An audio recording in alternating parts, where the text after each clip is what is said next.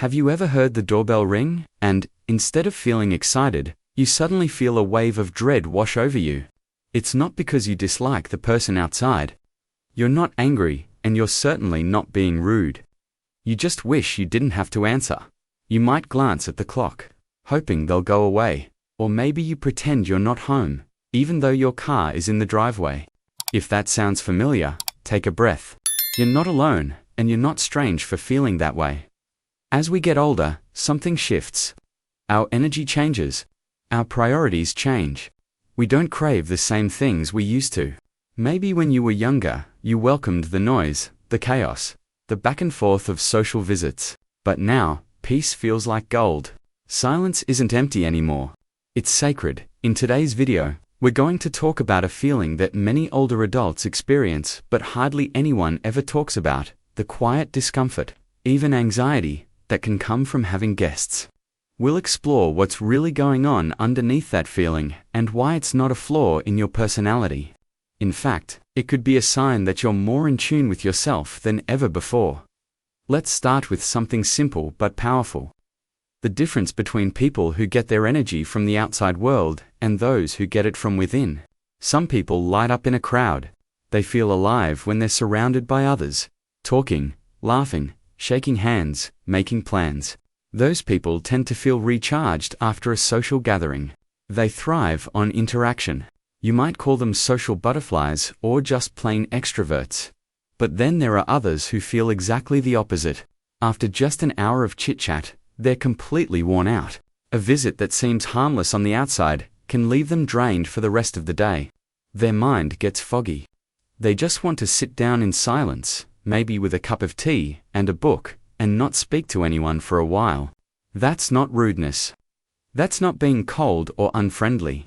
That's just how their inner battery works. For these folks, the best way to recharge isn't by being around others. It's by being alone. And that, my friend, is perfectly normal. In fact, it's a natural part of how many people function, especially later in life. But here's the catch. Our society doesn't really celebrate solitude. It celebrates activity, conversation, engagement, being available. So when someone prefers to be alone, especially at home, it can make them feel guilty. Like they're doing something wrong. But think about this. Your home isn't just a place you sleep or eat. As you get older, it becomes something far more meaningful. It becomes your sanctuary, a sacred space. A place where everything makes sense, where your body relaxes and your mind finds peace. You know that feeling when you finally come home after a long day, kick off your shoes, and let out a deep sigh? That moment of relief, that's not just physical comfort. That's your soul saying, "Thank you, we're safe now." Now imagine anyone walking into that space unannounced. Their energy, their voice, their stories, their expectations.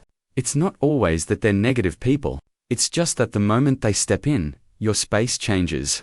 You go from being in rest mode to on. Suddenly you're playing host. You're filtering your words, managing small talk, maybe worrying if the dishes are still in the sink or the light is too dim. It's no longer your space, at least not in the same way. That shift can be subtle, but it's powerful. And for people who are deeply connected to their home, who find strength in solitude, that shift can be exhausting. You see, when someone walks into your home, they're not just stepping into your living room. In a way, they're stepping into your inner world. They don't realize it, but you feel it. Your home reflects your energy. Each room, each object, each quiet corner holds part of you. There's your favorite chair by the window, the soft blanket you always reach for, the humming fridge, the old clock ticking on the wall. These things aren't just things. They're part of the rhythm that keeps you grounded. When visitors come, even with good intentions, that rhythm gets interrupted. It's like someone playing a different melody over your favorite song. And here's the part most people never talk about. Being visited means putting on a version of yourself. The polite you, the friendly you, the "I'm happy to have you here" you, even if deep down, you're counting the minutes until the visit ends. You smile, you nod, you ask the questions you're supposed to ask. You might even make coffee, even though you just cleaned the kitchen and were looking forward to resting your feet. It's not that you're faking, You're just switching into host mode. But that switch costs something. It takes energy, and after a certain age, your energy becomes a resource you don't want to waste. This is why many older adults find themselves pulling back socially. Not because they've become bitter or closed off, but because they've started to understand what peace truly feels like. They've begun to protect their energy, their rhythm, their space. It doesn't mean they don't care about people. It means they care about themselves, too. So if you've ever felt that strange mix of guilt and relief when a guest cancels their visit, know that you're not alone. There's nothing wrong with you. You're simply listening to what your body and mind are asking for, and that is something to respect, not resist. Now, imagine this. Someone rings your doorbell. You weren't expecting them. You weren't emotionally prepared. You were in your element, reading, baking, or just sitting in silence. And suddenly, you're pulled out of that state. Your peaceful rhythm is gone. And now you're trying to find the right words, the right mood, the right tone, even though all you really want is to go back to the quiet. In moments like these, your body knows what it needs, but your social conditioning tells you to be gracious. So you smile. You invite them in, but inside, you're fading. That inner resistance is real, and it deserves your attention. Because the truth is, your discomfort isn't random. It's not a bad habit. It's not selfishness. It's a gentle whisper from within that says, this space, this peace. It matters. You've lived long enough to understand what drains you and what restores you. And slowly, you've begun to choose restoration. That's wisdom, not weakness. And here's something worth remembering. It's okay to love people and still need space from them. It's okay to say, not today. It's okay to close the door and not feel bad about it. That doesn't make you cold. That makes you aware, because the older you get, the more sacred your time becomes. The more you begin to understand that not every knock on the door needs to be answered. So what's really happening inside you when someone comes over and you feel uneasy, not just annoyed or tired, but almost as if something deep inside you pulls away, tightens up, or shuts down? That feeling isn't random. It's not dramatic or overly sensitive. It's actually a sign that something in you is being activated. Something you might not always be aware of, you see. Over the years, all of us collect experiences, emotions, stories we never fully processed. We push them down. We tuck them away not because we're weak, but because we had to. Life demanded we move on, be strong, hold it together. So we did. But those unspoken parts of ourselves, they never really disappeared. They live inside us like old photographs in a dusty box, quiet but powerful. And every now and then, something or someone touches them. Not directly, not on purpose, but a word, a tone, a story, a gesture. Suddenly, that box gets rattled. That's why a simple visit can stir up such strong emotions. You might not be able to explain it. You might feel silly afterward, but what's really happening is that a sensitive part of you has been touched. Maybe something unresolved. Maybe something still healing. That discomfort you feel isn't just about the visitor. It's about what the visitor unintentionally triggers inside of you. It's a blind spot, an old wound, a piece of yourself you haven't brought to light yet. And that's not something to fear. It's something to respect. Because the only way to live with peace in our later years is to stop ignoring those whispers from within. There's a saying, what you don't bring into the light will continue to rule you from the dark. And that's exactly what happens when we constantly force ourselves to be social, to be available, to be on, even when everything inside us says I need rest. I need space. I need time to just be. But here's the twist. Most of us wear a social mask. We've done it for decades. It's the version of ourselves we show at family dinners, in community groups, at church, or even with friends. That version is polite, pleasant, cooperative. It knows how to ask, "How are you?" It knows how to smile. It knows how to make coffee, keep the conversation light, offer cookies, and nod along. But it's a role.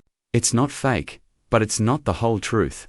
Either. The problem comes when you feel like you have to keep wearing that mask, even in your own home. Even when you're tired, even when you need quiet. Because when your home stops being a place where you can be fully yourself, something starts to break down. You lose that sacred inner space. You start performing. And performing, my friend, is exhausting, especially when you've spent a lifetime doing it. That's why saying no to visits can feel like an act of survival, not because you're antisocial, but because you're finally realizing your energy is sacred. You're starting to understand that peace isn't optional anymore. It's essential. So if you've ever caught yourself thinking, why am I like this? Why do I feel so much better when I'm alone? Here's what I want you to know. You're not broken. You're not rude. You're not shutting people out. You're waking up. You're listening. You're protecting something fragile and beautiful inside you that maybe, for too long, you've ignored. Let's talk about 6 powerful truths that might just explain why you feel this way and why you have every right to honor it. First, you're likely more sensitive to energy than you realize. You pick up on people's moods, their stories, their stress even if they don't say a word. When someone walks into your home, they're bringing more than just their body. They're bringing emotions, unspoken thoughts, tension, and energy. And you feel it, sometimes deeply. That's not weakness, that's awareness. Second, your inner system needs space to breathe. Time alone isn't wasted time. It's your mind and body recalibrating. One unexpected visit can throw your whole day off, not because you're fragile, but because you were in alignment. You were balanced, and that visit pulled you out of it. Third, too much interaction, even the friendly kind, can make you lose connection with yourself. You start talking and smiling and hosting, but inside, you drift. You feel like you've stepped away from your true self. That's not because you don't like people. It's because you've learned how much it costs you to keep the social performance going. Fourth, the presence of others can stir up hidden parts of you. It might be memories you've buried, old patterns you haven't quite healed.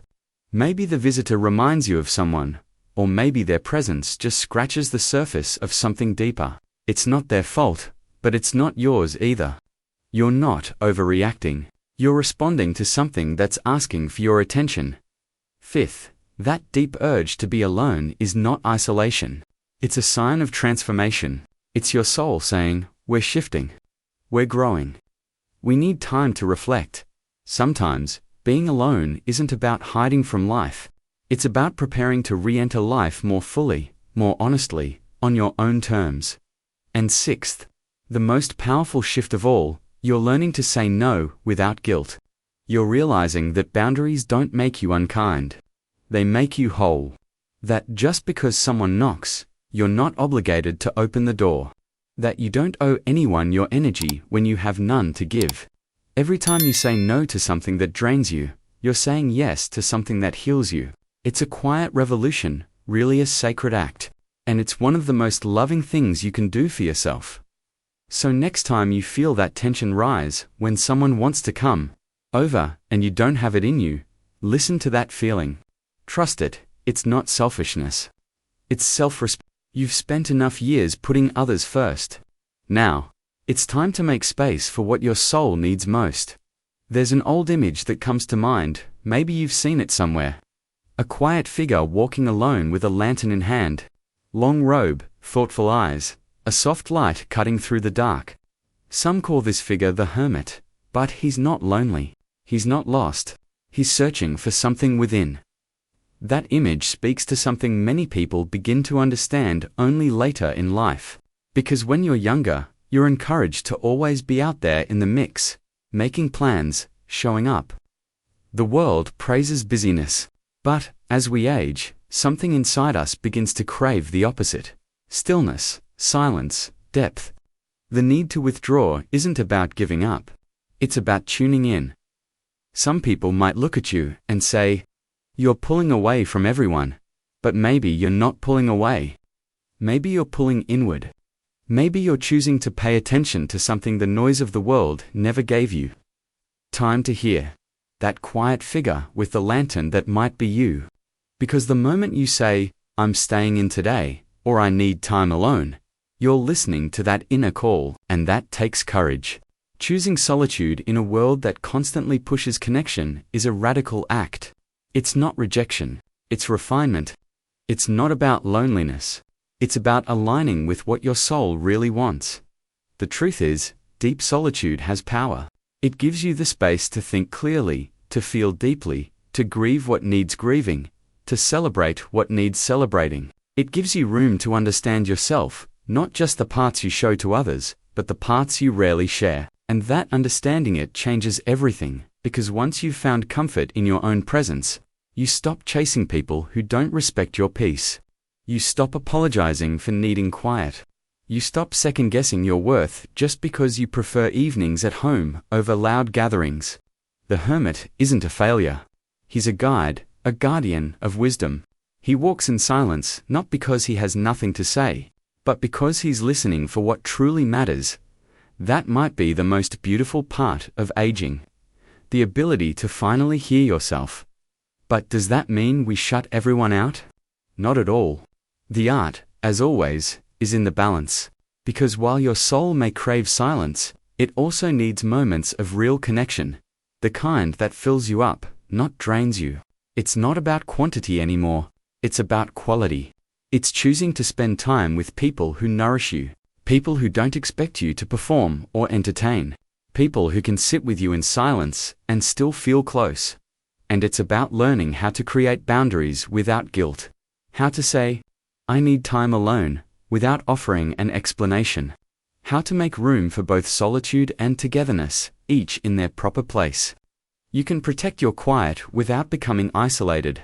You can love others deeply without letting them invade your sacred space. You can care without carrying, and you don't need to explain that to anyone.